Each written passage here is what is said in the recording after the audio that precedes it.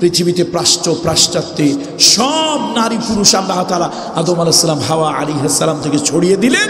ঝামেলা হলো হাবিল আর কাবিলের মধ্যে। এখানেও শিক্ষা। হাবিল কাকে হত্যা করলো? কাবিলকে হত্যা করলো। কেন? কাবিলের জোড়ায় যে মেয়েটা সে অত ভালো না, কিন্তু হাবিলের জোড়ায় যে মেয়েটা সে ভালো। এখন সে তাকে বিবাহ করবে। আদম আলাইহিস সালাম বললেন না, আল্লাহর বিধান মানতেই হবে, শরীয়তকে সম্মান করতে হবে। সে বলল না, আমি করব না।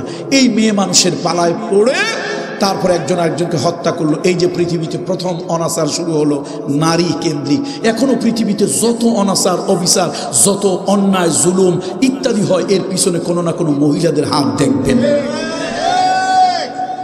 পিছনে কি দেখবেন বলেন তো? মহিলাদের হাত আছে। ওইটা আবার আরেক দিকে চলে যাবে। বন্ধুরা আমার, একজন আরেকজনকে হত্যা করলো, চিন্তায় অস্থির হয়ে গেল, করবে কি? ফয়সালা আল্লাহ তাআলা করে দিলেন, ফেরেশতা পাঠিয়ে দিলেন দুইজন শিক্ষা দেওয়ার জন্য ফেরেশতা পাঠিয়ে দিলেন। ফেরেশতা পাখির সুরত ধরে এলো। এক ফেরেশতা আর এক ফেরেশতার সাথে ঝগড়া করলো। এটা ঝগড়া নয়, শিক্ষা দেওয়া। ঝগড়া করে একজন আরেকজনকে হত্যা করলো। এরপরে ফেরেশতা সে লজ্জিত হলো, হতাশাগ্রস্ত হলো, চিন্তার মধ্যে পড়লো। তারপরে সে তার ঠোঁট দিয়ে মাটি খুঁড়ে গর্ত করে সেই গর্তের মধ্যে ওই ফেরেশতাকে, ওই পাখিটাকে, পাখির সুরত ধরে আসছিল, কাকের সুরত ধরে আসছিল, ওইটাকে ফেলে তারপরে মাটি দিয়ে ঢেকে দিল। হাবিল বুঝলো আমি অন্যায় করেছি, অপরাধ করেছি, অনুতপ্ত হওয়া দরকার, অনুশোচিত হওয়া দরকার, রিগ্রেট ফিল করা দরকার, তওবা করা দরকার। এই নারীকে কেন্দ্র করে আমি আজকে অনেক বড় অপরাধ, পাপের কাজ করে ফেলেছি, পাপের সমুদ্রে ডুবে গিয়েছি।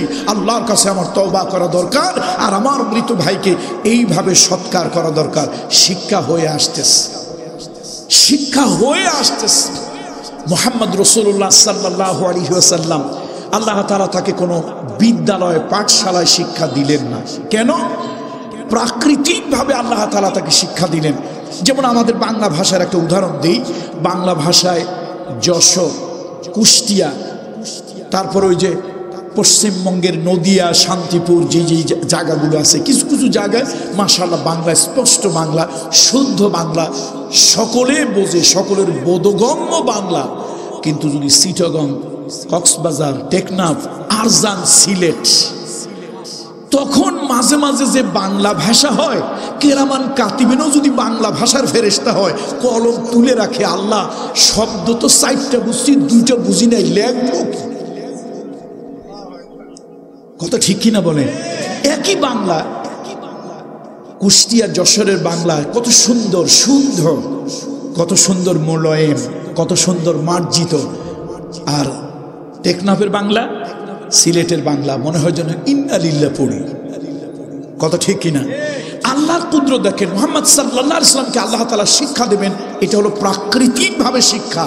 গোটা আরব জাহান, জাজিরাতুল আরব, তখন তার সৌদি আরব নাম হয় নাই, এই জাজিরাতুল আরবের মধ্যে একটি জায়গার মানুষের ভাষা ছিল পরিমার্জিত, সুন্দর, অত্যন্ত মধুর, এবং এটা হৃদয়গ্রাহী ভাষা ছিল তায়েফের আবার যত ভালো ভাষা, সব থেকে ভালো ভাষা হলো বনু সাদ। কাদের ভাষা সব থেকে ভালো? বনু সাদ। আল্লাহ তাআলা মুহাম্মদুর রাসূলুল্লাহ সাল্লাল্লাহু আলাইহি ওয়াসাল্লামকে শিক্ষা দেবেন, ভাষা জ্ঞান শিক্ষা দেবেন। আল্লাহ তাআলা প্রাকৃতিকভাবে আল্লাহ তাকে নিয়ে গেলেন তায়েফের জমিনে, লালিত পালিত হলো। হালিমাতুস সাদিয়ার কোলে পিঠে চড়ে বড় হলেন। এই 4 বছরে মুহাম্মদুর রাসূলুল্লাহ যে সুন্দর পরিমার্জিত ভাষা, যেই সুন্দর উত্তম ভাষা, মানবিক ভাষা, সাধু ভাষা, কথ্য ভাষা এত সুন্দর করে শিখলেন, গোটা জিন্দেগি রাসূলুল্লাহর ভাষার সাথে কারো ভাষার মিল ছিল না। সুবহানাল্লাহ, হৃদয়গ্রাহী ভাষা ছিল রাসূলুল্লাহ। দেখুন কোরআনুল কারীমে আয়াত অবতীর্ণ হলো। ইসলামের প্রথম আয়াত, প্রথম ওহী, নামাজ পড়ো, রোজা রাখো, হজ করো, যাকাত দাও, নাকি? ইসলামী শরীয়তের প্রথম আয়াত কি অবতীর্ণ হলো? এই পড়ার ব্যাপারে। ইকরা, পড়ো। The more you read, the more you learn, যত পড়বে তত শিখবে। ইকরা, তুমি পড়ো। রাসূলুল্লাহ বললেন মা আনা বিকারিন, আমি তো পড়তে জানি না, আমি তো পড়তে জানি না। জিবরাইল তাকে জড়িয়ে ধরলেন, বুকে আলিঙ্গন করলেন আর বললেন ইকরা বিইসমি রাব্বিকাল্লাযী খালাক, তোমার যে প্রভু তোমাকে সৃষ্টি করেছেন তার নামে তুমি পড়ো, তার নামে পড়ো। খালাকাল ইনসানা মিন আলাক, যিনি মানুষকে জমাট বাঁধা রক্ত থেকে সৃষ্টি করেছেন। ইকরা, আবার বলা হলো পড়ো, আবার বলা হলো পড়ো। ওয়া রাব্বুকাল আকরাম, তোমার প্রভু হলো সব থেকে বড় মহিমান্বিত। আল্লাযী আল্লামা বিল কলম, যিনি কলম দিয়ে শিক্ষা দিয়েছেন। তাহলে বোঝা গেল এই দুনিয়ায় যত উপকরণ আছে, কলম আর বই, এটা হলো শিক্ষার জন্য সব থেকে বেশি গুরুত্বপূর্ণ। আর আমার দেশের এখন পণ্ডিতেরা লেখাপড়া করতে বইও লাগবে না, কলমও লাগবে না। আর আমার দেশের রাজনীতি কথা বললেই তো হুজুরদের গায়ে আপনারা হাত তুলবেন, মামলার হামলা দিয়ে আলেমদেরকে আপনারা নাস্তানাবুদ করে দেবেন হক কথা বলতে গেলে। বন্ধুরা আমার, এখন কলম দিয়ে লেখাপড়া করা লাগে না, ছাত্রদের হাতে বাবা, ইয়াবা, লাঠি, বন্দুক, পিস্তল আপনারা উঠিয়ে দিয়েছেন, কত ঠিক কিনা বলুন? এই ছাত্রের হাতে থাকবে কলম। আল্লাযী আল্লামা বিল কলম, কলম দিয়ে আল্লাহ তাআলা শিক্ষা দিয়েছেন। আজকে কলম আছে, কলমের প্রচলন আছে? কলম নাই, বই নাই। আর বই, মাশাআল্লাহ, বই যাও আছে তাতে কি শিক্ষা আছে? এই মুরব্বীরা যারা আছেন আমার সাথে একটু কথা বলবেন, এই প্রজন্মের যারা আছেন আপনারা শুনবেন। আমি আমার সময় ছোটবেলায় পাইছিলাম, আপনারা কারা কারা পাইছিলেন তারা আমার সাথে হ বলবেন, সায় দিবেন। আমরা ছোটবেলায় পড়েছি, সকালে উঠিয়া আমি মনে মনে বলি সারাদিন আমি যেন ভালো হয়ে চলি, আদেশ করেন যাহা মোর গুরুজনে, আমি যেন সেই কাজ করি ভালো মনে। আচ্ছা বলুন তো, এই কবিতাটা হিন্দু, বৌদ্ধ, খ্রিস্টান, মুসলমান যেই লেখুক, কবিতার ভাষা, কবিতার যে বক্তব্য ভালো না খারাপ? হিন্দু লেখলেও ভালো, মুসলমান লেখলেও ভালো।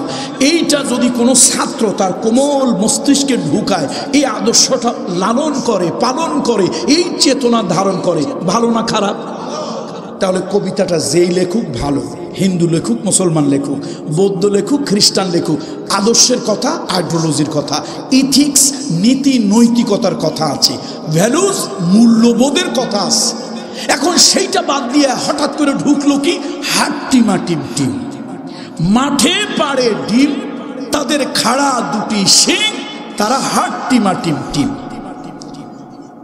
আমার মাঝে মাঝে বুঝে ধরে নাই শিক্ষা ব্যবস্থার চেয়ারে কারা থাকে, বসে কারা? বন্ধুরা আমার, আমার তো মনে হয় কিছু পাগল ছাগল আর গাঁজাখোর, এরাই শিক্ষা ব্যবস্থাটারে পরিচালনা করে।